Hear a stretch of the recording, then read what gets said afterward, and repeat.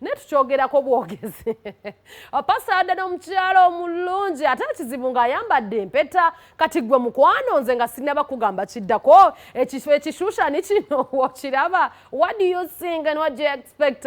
Ate olabyeko omukulu Paasita Bugembe ng'atudde ne Nalulungi omuwala omulungi ddala bambi be bano abakyala be bagamba nti olina akkinya teweetaaga ndala babadde batudde mu katebe nga kafunda era nga beesemberedde. Omusumba waffe ne tugamba otyo ffe ndiga katufune maama bulijjo tulina papa tulinze mama.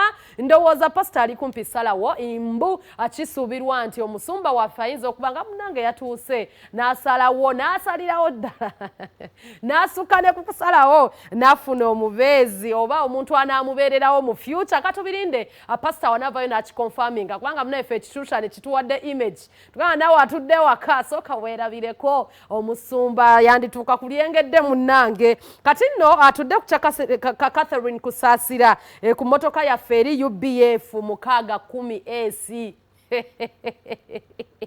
When we talk of UBF 610 AC, what do you think?